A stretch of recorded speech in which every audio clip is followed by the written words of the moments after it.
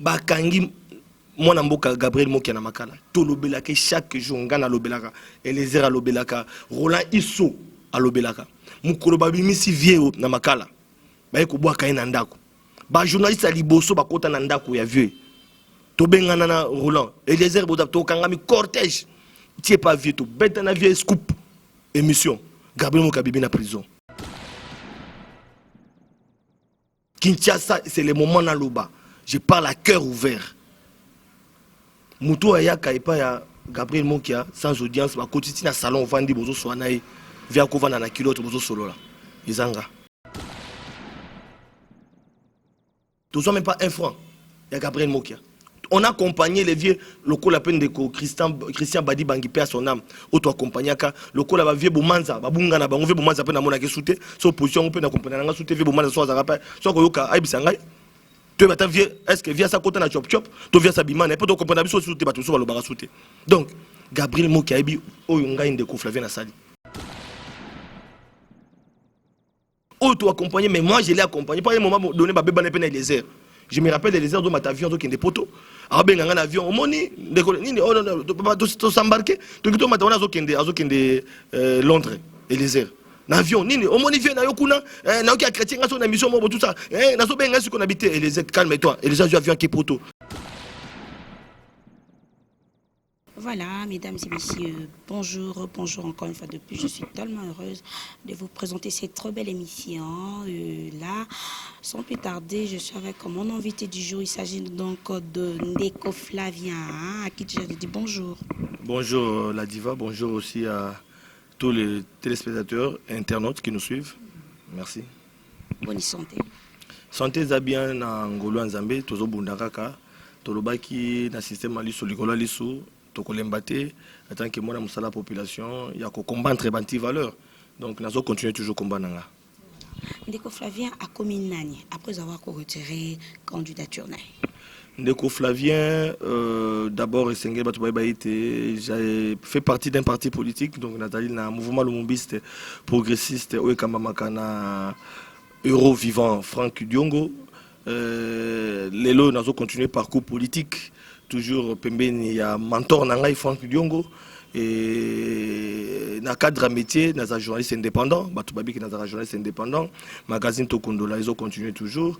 Nous avons diffusé le programme dans la chaîne partenaire, le Télé 50, le Canal Kin, télévision, CCTV, RLTV, RTP. Pour ne citer que ces chaînes-là, nous avons ma mission TV, aussi Internet. Donc on a à partir, il y a presse en ligne, donc voilà, je vois Bibi Kapinga, donc c'est pour dire que je continue en tant que journaliste. Maintenant, au Italie, positionnement politique, moi, dans la population, je ne suis ni Dena Lobaka pour na Oitalinga, Batoubabi qui n'a retiré la candidature, je n'ai soutenu aucun candidat, ni Martin Fayoulou, ni Félix Tshisekedi. Bisso MLP, tu as eu l'élection, tu as retiré la candidature na Bisso, et je me suis rangé du côté de la population pour défendre l'intérêt de la population. Ndeko Flavien a changé style. Ozaki na moniere, lelo tomoni okomi na Borsalino. Apparemment comme na côté ya Ndeko na biso Moïse Katumbi Chapwe. Te, omoni histoire ezali tetu. Ba jonso baibi ke tozaki sika moko na Moïse Katumbi. Ezala Ndeko Félix Tshisekedi au président de la République, ezala Ndeko Martin Fayoulou, ezala bandeko mususu lokwa Jean-Pierre Bemba, nazotanga ba leader ba leader na Adolphe Muzito oh lelo la muka azokamba la muka donc tozali boki moko Genève Kabola kibiso Genève ne makambo donc Genève Kaboli moi na mboka Félix Tshisekedi na Vital Kamerhe basali ya bango cash lingomba mpe etikali Ndeko Flavien sikoyo en tant que parti politique MLP ya Franck Diongo totika na kati ensemble ya Moïse Katumbi on a bato bayebi yango ezali histoire donc tokoko sa population te et j'étais candidat na Kitambo ya Lamuka. Donc dans l'ensemble, bango nyonso, on a candidat à Kitambo, il y a Lamuka, Oyo, autorité, azaki au chapeauté, azaki Moïse Katumbi, bato bayi biango, zali kamba bombate, que les loyo, toujours continuer combattre autrement. Donc c'est pour dire que non, Ndeko Flavien, Mouniere, de Mouniere, na Borsalino, ingi kolbara qui n'a pas Mouniere ya rouge pendant 2 ans. bato bayebi bien kende ko Flavien tango pendant 2 ans ya matanga ça y pour na kolela kondo Etienne Tshisekedi na yena ba muniere belé mais na préférer kolela kondo Etienne Tshisekedi na muniere moko ndenge balobaka toza ba africain toza ba bantu so muta kufi toza na pile la matanga na ta muniere ya rouge mais ceux qui na longola ke muniere wana c'est pour montrer na bato été na longoli pile yango na yena na Borsalino le tenata kepi au moins na Borsalino ils ont un peu respectable qui na ta kepi et vous allez qu'on a honoré ba téléspectateurs na raté na zone honoré ba public na raté biso dali ba combattant tous a toujours na moi ko kinde ba reportage na moi ko kinde ko bunda ko loka ba population information na moi en tout cas il faut attendre le moko ziba mutu yango na ba ki boso na ki na muniere bato balabaka ande ko fazo contrôle pile matanga or tant tout suite kundi azali monument azali Mandela du Congo kondo Etienne Tshisekedi B52 mo Congo koba to kundi et sengeli lelo yo tous a quand même une sengo parce que patriarche a permis de le combat biso ba kokolo na ye biso bana na ye toujours continuer yango mais pour na ko distinguer mais loko musu penga na bakisa ba infiltrer ba côté belé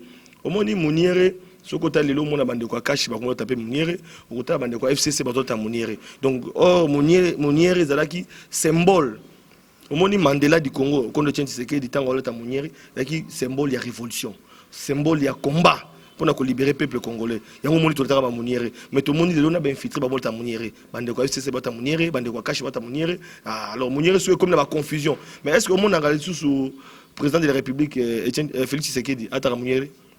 T'as bien, à ta souté. C'est pour nous que non, chaque chose a son temps. À un moment donné, quand on devient un homme d'État, et ça va contrairement au chocolat. Donc, mais pour nous muniere, infiltré par côté trop. Il y a un article pour muniere pour nous. Mais 2021, nous avons muniere. Ah, on a des révélations dans l'émission parce que belé baibate na mbula ni na kolata muniere na kozong sa muniere donc na kozong sa muniere chaque jour en 2021 on a bandi combat révolution 2023 moi mboka ndeko Flavien moi na mosala ya population sans plus tarder to kota na ba question d'actualité ou ezole kamikolo Monisco chassé du Béni balobi bazo sa elorote ba kene na bango. Est-ce un très bon choix par rapport à toi? En tout cas, je vais vous présenter d'abord ma condoléance parce que tout côté d'actualité, na ba famille belé ba kufi na Béni. Au moni Béni, ils ont secteur oyo to bungisa ba congolais. Baso kata mutu na machette. Moi na 7 ans, tout ça va parent. Moi na 7 ans, moi na 6 ans. Ba pasoli na mutu ozomonango. Ba tu tata mususu ba kati mutu na ba otambola na mutu. Non. To vivre biloko yo, mais aujourd'hui kana Congo ça sous normalité. Tu vivre en temps époque de Kabila. Est batu bazo kufa. Mais tout comme le régime de Félix Tshisekedi, pourquoi ça s'arrête pas? Pourquoi ça ne s'arrête pas? Pourquoi batu bazo continue kufa? Et ça la passe na Béni, batu bazo kufa. Tout le bakana est parce que ce que le nord qui vous sud qui vous au Congo peut insécurité zali. Mais pourquoi batu bazo kufa?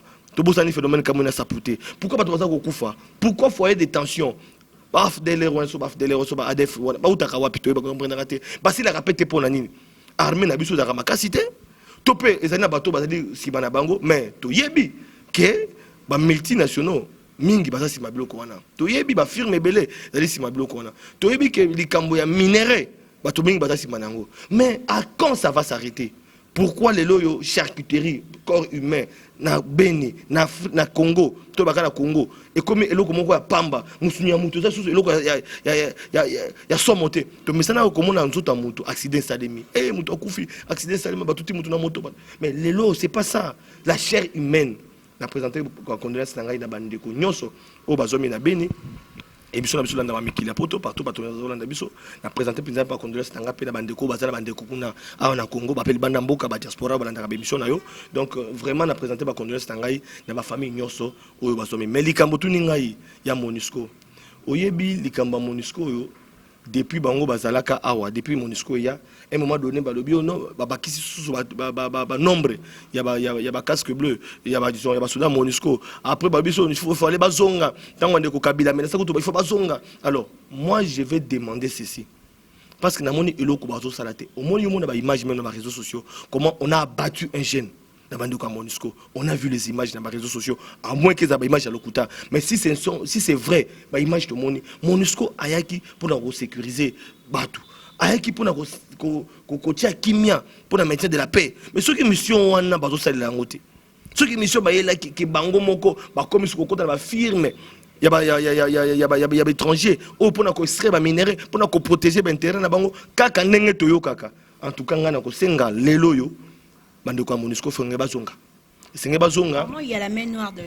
Mais c'est ce que je dis. C'est ce que j'ai dit. Na kosenga mena yokaki bakonzi ya mapinga na radio Top Congo lobby pour na kolobaki situation zali bien, relation na biso na Monusco zali bien, bazali wana bako renforcer tout ça bako sala wana mais ngai vraiment na moni yango za malamu te. Soki batu wana pour des questions politiques d'intérêt politique pour nous combattre l'école parce que nous faisons partie de la communauté internationale par rapport à la relation et qui va cause à la wana mais ceux qui basent wana pour nous sala musala na bangote parce que bari na volé mi balé au moins église catholique limbisangai religion christianisme si tango yaka awa basango bako coloniser biso na régime na religion qui y a christianisme tout ça ba chrétien biso ñu sotoboité mais religion ya colonisation ya qui religion ni ya christianisme basango bae bazote ya biso en même temps bazo sala biso ni esclavagisme konyoko la biso kaka bango basango mais ceux qui le bango pe na forme wana Monusco eye kaka pona ko nyokola kabiso il est grand temps de fongola mboka miso il est grand temps président de la République Félix Tshisekedi a fongola miso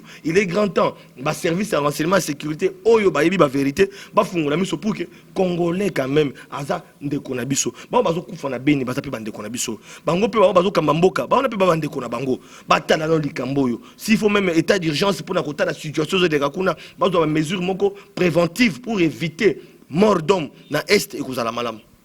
Flavien, un mot fort pour la famille Oyo, la Koufelieur, la commune Mboula Betaki et Mimi Batou, Batou Bakei vraiment kokende. Et c'était triste, on a kena qui tient à la place où on a sali ba reportage, ils a qui passent ni batandami, bazali kolela, Batou Banamo Bakoufi. Donc un mot fort pour eux.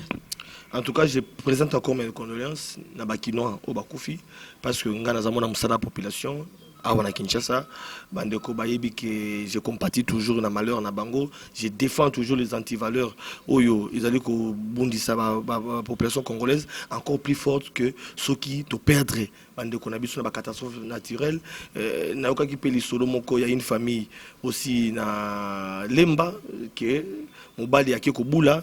Ngomba ya ba voisin Mboule Beti et Kwelisi Mirmir Mwasi na bana. Donc en ce moment mon frère se retrouve à perdre foyer ne mobimba le Mwasi na mwana avec na Mwasi moko na mwana bakei. Donc zo ça la passe mais zo ko ba oyo ba kufi na catastrophe naturelle wana zo ba o ba zo kufaka maman au moni météo ici annonce qu'il plus de 60 pluies awa diluviennes oyo ko beta na mboka na biso avec ba dégâts au tout ça consiste à une dizaine.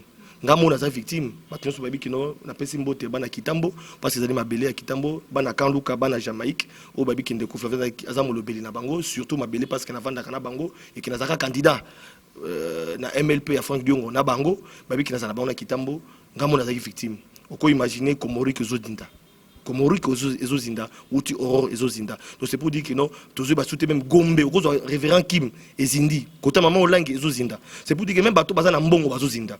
Okiko imaginer que hôtel de ville de Kinshasa miroir en Congo ezozinda.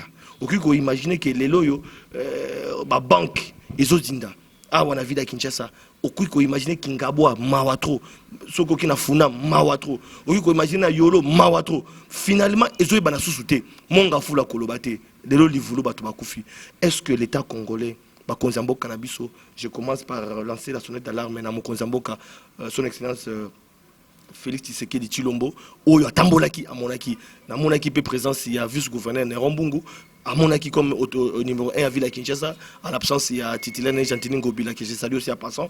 Est-ce que baku ko talaté bazo la mesures d'encadrement mesures préventives oyo et qui ko permettre na Congolais so mbou les bêtis bazala bien. Je rappelle que météorologie il y a plus de 60 pluies. Donc tout ça na une dizaine. Donc tout cas na cinquantaine, to quarantaine de pluies.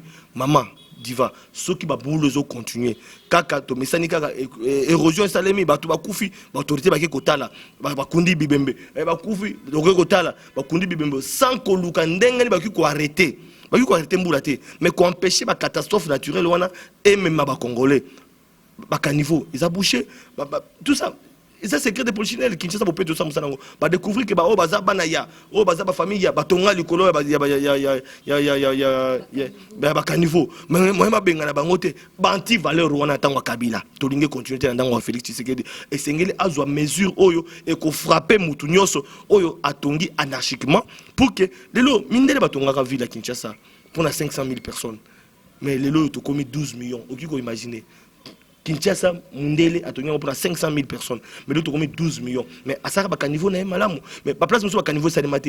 OVD qui est là, OVD à ça, la place, nous sommes à boucher. C'est ça qu'on interpelle l'autorité OVD. Ce qu'on a dans le quartier, nous sommes à la comme OVD. N'était pas dans la comme OVD, on a mis ça à cité. Et puis, ça, j'informe aussi dans l'autorité urbaine, la ville qui est OVD et Sengeli a zongé la misala et belé, Oya Bandaka, et inachevé, peut-être parce que ça n'a pas bon côté. Mais écoutez, vous même pas catastrophe, le côté de donc, et Sengeli bat ça, l'état général. État-major général oyo écouter la structure car etali likambo etali ba makambo batozo kufa. Donc c'est vraiment le moment où l'autorité mboka et sengeli bazo ba mesure d'encadrement pour empêcher ba catastrophe oyo et bomba ba congolais mbule ko beta tout na plus de 40 mbula ou 50 mbula yeba ke maman diva to kolela bibembe soki mbula matali ezui solution te pour na ko talaka ba situation oyo ça dit que so mbule beti bato bazo dinda. Et que ça la passe. Merci Ndeko Flavien, sans plus tarder, aux analystes politiques, aux journalistes et aux cadres na parti politique, il y a Ndeko Nabiso Franck Diongo. Voilà, qu'est-ce qui se passe juste entre Franck Diongo et Papa Molière, au juste éclaircir dans la population bon, Bandeko Bayebi, sans pour autant qu'on a vraiment en profondeur parce que... comme il y a une sanité et comme il y a un problème, même comme au fond dans la justice, c'est grave. Non, au moni, les Kamozo, les cas, Batu Bayebi, en gros, sous-secrétaire, na moni Ndeko Bercy, Wazali, parmi les gardes du corps, il y a président Franck Diongo, Bakambaka Franck Diongo, Wakenge la capitale, Franck Diongo, il s'est senti lésé quand na émission on a appelé Simbote na Israël, hein, na massa na Israël, Mutombo. Donc Sango, on va bien à Sango, émission Bosolo la politique, Kolanda honorable Léon Le Malemba, OEP Azali Kulutunanga. Parce que c'est un peu de Bakolo Masolo, tu as structuré Bakolo Masolo, aux yeux Papa Léon Le Malemba, aux yeux de Koelezer, aux yeux Peter Ntiani, Daniel Safou, Serge Kabongo, Toza Ebele, Nakatia structure Nabiso Bakolo Masolo, aux yeux Marie Nani Nakota Bandeko Nabiso, il y a équipe nationale, donc Solange Kouale, Sylvie Bongo, même dans la marche Nabiso, on a Kabiso, Totambola, donc tous allez Bakolo Masolo, tous allez la structure Nabiso, et c'est comme un journaliste, c'est plus Oyo, il y a une émission, un magazine à Lingala, donc tous ensemble, tout ça. Donc Molière, Nabiso, tous allez Sikamoko. Mais comme on a des honorables honorable Léon Le Malemba, na émission, il y a beaucoup de émission na té. Dans la yangote, mais na yoki katango Bercy ya bengi.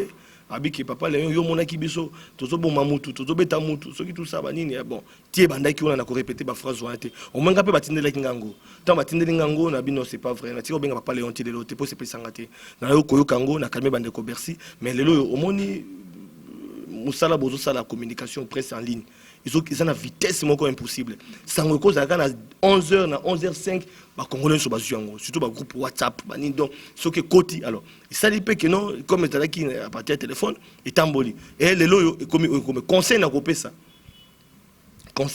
na papa Léon Le Malemba a comme déjà député national quand on dit honorable c'est-à-dire basa honorer la population et sengil to tika babilo comme sous to bengi anti valeur surtout na au Italie civisme et éducation ils a bien été ba terminologie mususu to mona honorable moko pa finga ba momoko boy hein sor nae ba voter soutien hein alongwaka MLC na otanga kombote ba yebi alongwaka MLC akindaka na ngambo akoma pe communicateur ya majorité ba voter était honorable na yebi afingaka donc pour na kolobaki population tant centralisée ils a bien été na kolinga pe même exercice ils ont gâté pa yande ko Léon Le Malemba soki a pu ko présenter excuse nae kaka na réseaux sociaux a présenté excuse nae à sa député abo mamoto naebi président Franck Diongo héros vivant hein donc naebi nenga zalaka ti le lona na répondre té soko landi Franck Diongo okomona vidéo mon côté mais bande ko so ba Franck Diongo répond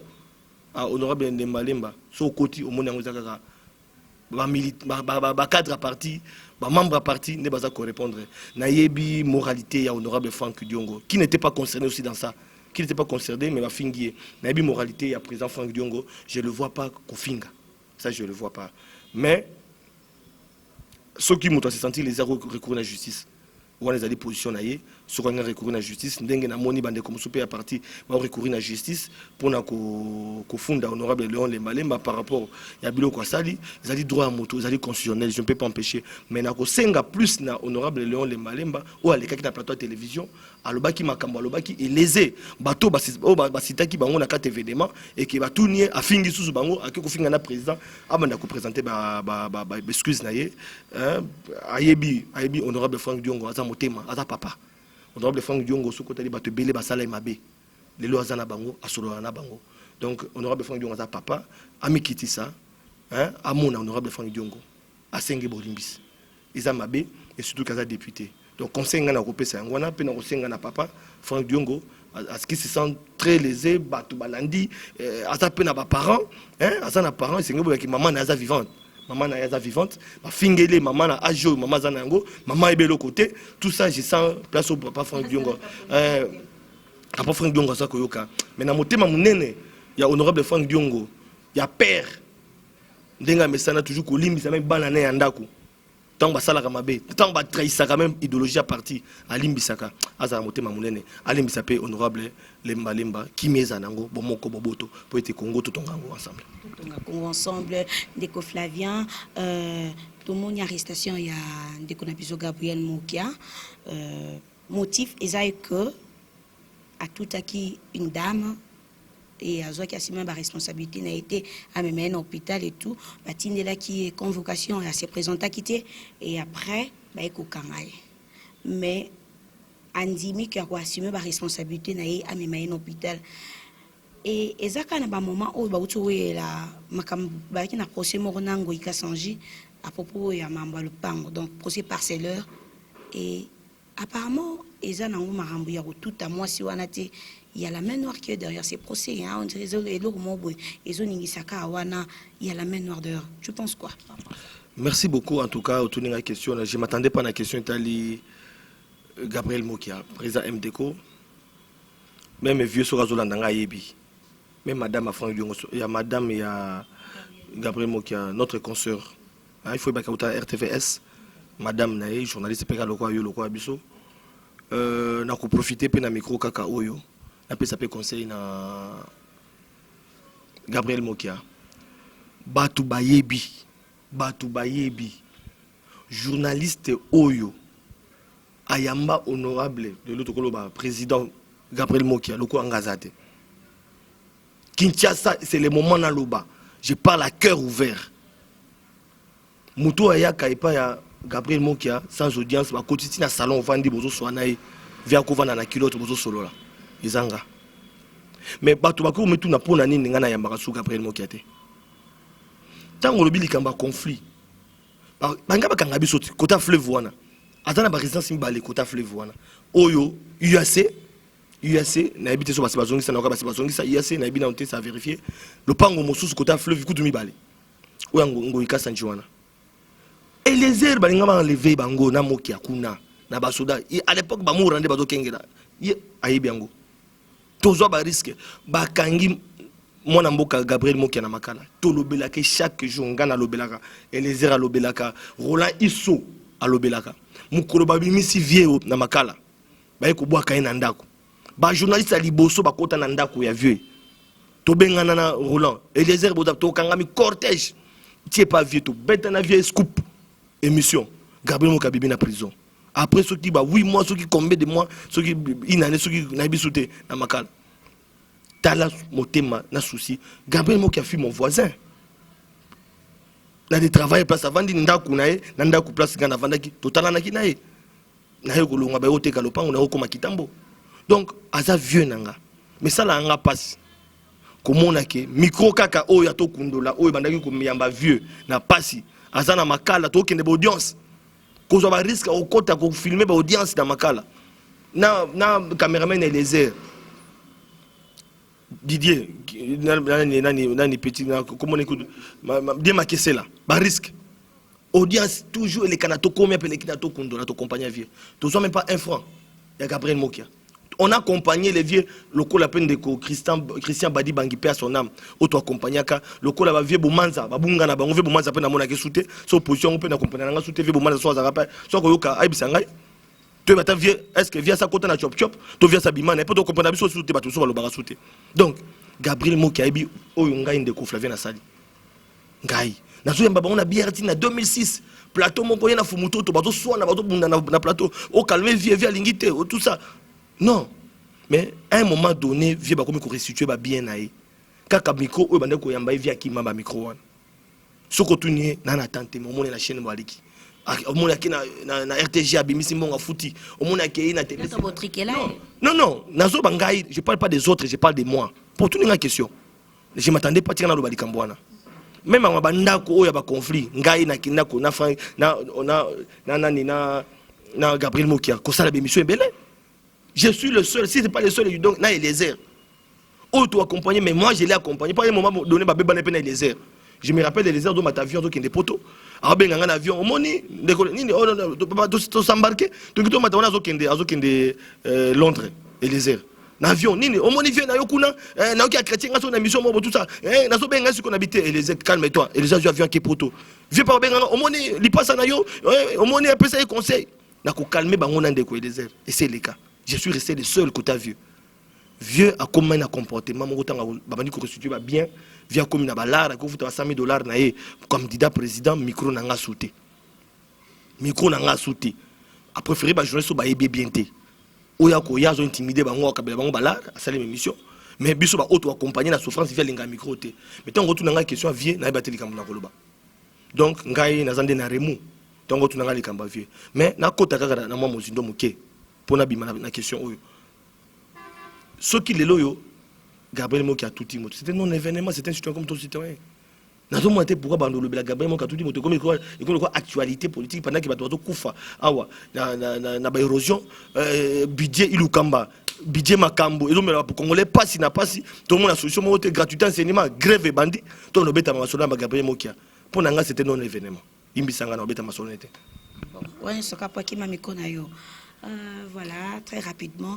Au que souligner point il y a gratuité scolaire par rapport à gratuité bana basali marche ntikeza di susute et affaire de Makambo na régime les cas qui tombent qui Kabila ezaki moi pas au monde que le ministre asali kampe bakangi à côté prison mais cette fois-ci to moni na régime ya Fachi bakangi Doli Makambo ministre en fonction et ba condamné 10 ans. Donc d'après vous est-ce que état de droit au Facha Lubaki ezali vraiment tout ça là-bas? Nalingaka tant va poser la question à Fachi et à Kabila n'a mal placé à répondre à tout non parce qu'aujourd'hui c'est non Fachi fait la continuité. Nous sommes dans un régime oyo à sa passation civilisée et que à côté ba priorité moussous à continuer. Nous sommes gratuité enseignement pour la gratuité enseignement natango ya premier ministre Nani Matata Mpogno et bandaki na certaines zones na province et c'est bandaki gratuité na Congo central une partie et bandaki na Kasai une partie et bandaki na Équateur une partie, c'est-à-dire il y avait des écoles oyo déjà l'état comment déjà Kozoango en charge donc et bandaki malembe Félix est venu avec gratuité au lieu de la mandambu à Jongo Mbalamoko en général vous comprenez mais les lois de gratuité enseignement pour Nangaï c'est aller vite en besogne avec beaucoup de précipitations. Pourquoi madame? Je suis pour la population. Naza moi na musala la population. Na kolinga bola moi population. Mais na kolinga population na souffrir. Gratuité enseignement eza cadeauté. Oyo ba président ba koya ba opesa kabiso. Et c'est les populations ayebaka gratuité enseignement ezali droit ya ba congolais ezali constitutionnel. Dengue moko congolais a droit à l'éducation, a droit à la santé. Dengue moko na gratuité. Et d'ailleurs la constitution va marteler gratuité enseignement. Au sommet, toujours il y a une matatine à l'université. Et matatine na humanité. Donc il n'y a pas gratuité. Et aux hommes, donc ça cadeau tes alliés constitutionnels. Mais sauf qu'avec Félix Tshisekedi, on a vu la volonté. La volonté a Fungoli Maboko, c'est tout l'ensemble. Il y a étendu, il y a République démocratique du Congo, gratuité comme effectif. Mais est-ce que c'était bien réfléchi? Pourquoi j'ai dit ça, madame? Gratuité, c'est bien. Tout ça dans l'école catholique. tout bon ça n'a été que non l'État congolais c'est que l'État école à l'État awa sur 100% école où ils ont construite na Congo 60% ils sont catholiques parce que c'est comme conventionné l'État na catholique na 4 donc l'école est bien conventionnée donc 60% pour ne pas dire 80 parce que statistiques nous sous parle de 80 ngana kiti na ngati na 60 oh ils ont maboka catholique et ce côté li qualité enseignement école catholique au coup comparant avec l'école à l'État parce que l'école à l'État tellement que c'est koufa bato bazotanga na pupitre les asouté bato vana na même le sol donc aux ba condition mais catholique à ça que a moderniser mon okuti ban okuti moi préfet enseignement futa moi bien okuti préfet discipline aux hommes appelle éducation aux hommes appelle moi dans aucun collège à tous ont aucun lycée aux hommes moi différentes éducation ça dit biso tanga na internat nga ba parents na Kinshasa na kotanga na Gbado nga na village na Gbado na ozonga na nga. Donc c'est pour dire que j'ai passé beaucoup de temps en dehors de mes parents avant d'internat. Et nous avons vu comment est-ce que les catholiques, bango, même éducation, n'ont pas enseigné biso. Et surtout les banques ne se distinguer de l'éducation, bah autant les lycées na catholique. Dans le but qu'on appelle bozo bezate, mais mingi. Alors, enseignant batang ça na école catholique, bazoka salaire 700 $800 le mois, pour ne pas citer lycée Bosangani et collège Boboto. Un enseignant moyen à 700 $. Tout quelqu'un à 500 $. Pour salaire bon à 700 800. N'a jusqu'à 500 enseignant école catholique. Ayi minenga zoka salaire nae afuta kanda kunae. Atang ça rappelle bana nae. Afuta ka transport nae. Au moyen au corrompre les athées. Vous comprenez? Et qualité enseignement au monde a pensé d'autres qui ne peut pas souka.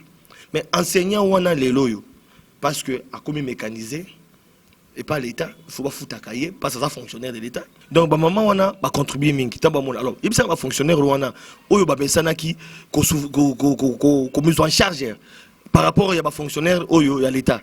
École catholique, qui bien. Il y a un monde qui est grévé. Grévé, au monde qui est l'école, enseigner pour parce que 60% des écoles conventionnées catholiques, mais gratuité enseignement, il faut foutre à la banque. Nambongo équivalent à 250 $, ils ont quitté bango. C'est-à-dire, et frapper au bandoko zoa. Mais au bandoko zoa, tu vas comme zoa. Vous comprenez la différence? C'est-à-dire, bah seigneur nous sous, bah comme zoa. Et puis, bah soldats, bah fonctionnaires, au bas bah otangate, bah continue à l'école. Mais je crée maintenant sur quoi est-ce que qualité enseignement, la gratuité que vous allez ndenge mon que vous allez quitter mon parents va zéro fouta. C'est ça le problème. Tout n'a pas parents ming ba Hollande même sur la TV. Obi que bati bana na bango na école catholique ba futa. Mais soit bati bana na école privée, ba bona bango école ya l'État. Ngai bana na ngata école à l'État pour te le dire. Ngai bana na ngata école à l'État. C'est pas dire que non na zo kam on a ngo belé na mbongo te na mobola. Mais natali ka qualité enseignement école oyo na bana na ngade bazali. Na mo nazo banga, nga nazo banga nanu. Nazo observer ane batanga na école privée, bon ane kuna tota na ndenge. Mais ezali et là, moi, mais je me dis, bah, qu'il vite en besoin. Avec quel budget? Tout ça, un budget à 10 milliards de $. Alors que gratuité, il y a un gros monco, ils ont 2 milliards 500. Année, monco. Pour.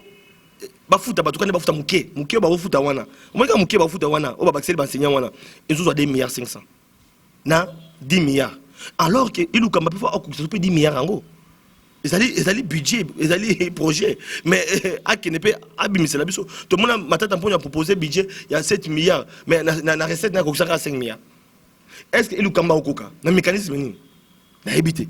Donc, au moment où mais bon, balobi bakukanga tout nyonso Pierre Capé Kotia depuis ba ministre ba frais de fonctionnement ça a raté la crise de comme so benga ba to sala ba ministère autour à cette émission okima apiak bazokima de lo ba plateau comme gotula. Donc c'est pour dire que non la réelle sécurité. Mais là on peut dire pourquoi on a 15 millions ba kinango on va bongo ba détourner on va to ba marche pour 15 millions suite nango to ba sauter. Mais make mukibay mbangu na ma prison makala. Tala ba vitesse ezo salema. Toko sala nini tobai to la état de droit ngo to mona ba vitesse mi balé ba journaliste engagé de ba ko tiara la liste donc na rambang prison ba kanga monoko a posé question moko ba contredire ngate est-ce que ça faut le basouner avant d'oloba la toute une question hein est-ce que ça faut le basouner ngalo ba est-ce que ndeko Eliezer a le basouner ngata oloba pourquoi tu as parlé te na lobi boy. Est-ce que Mike Mokeba Moutatika Koloba, il y a en prison? Balongole imité Mbambang. Bon. Tala suko scène et bao bazakoloba, wana nyoso bazakoloba. Est-ce que bazakoloba sunne bazakoloba? régime à la République. Bon. Na kolinga suko ngaite. Na olinga otambo na micro, otuna rapé bango suko. Daniel Safu. Na waka saki mission na Larsen. Mais na olinga po kinde otuna. Daniel Safu, ozo ba souté poani. Pone ozo ba souté. Ndeko e désert. Ozo ba souté nengo za koloba. Moi musa moi kolopango. Parlement et Kangisa. Christelle Vwanga, ozo ba souté poani.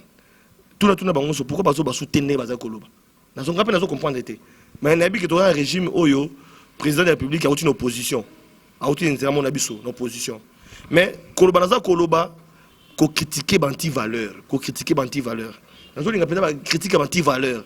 Parce que basa ba député baza na monopole koloba. Na kolinga bango ba lobaka mingi ke biso parce que bango na immunité ba kanga bango moins. Biso o tozo continuer combat, toko ta prison. Merci Ndeko Flavien. Mesdames et messieurs, merci à tout le monde qui nous ont suivis, particulièrement de la nation Tonton Banda, Jean-Willy Deslandres, Willy Mouchieni, le code mondial. Pourquoi pas dire un grand merci à José Nondomi l'Esprit et à mon camarade du jour, Marcus Ongangeli de la nation, Pichou Mangaya Boss Lady, Herman Ampo, Garçon Slim, Berger Junior. Merci. D'ici là, portez-vous bien. À la prochaine édition. Tout dans l'actualité, na clubwa.com. Bye bye.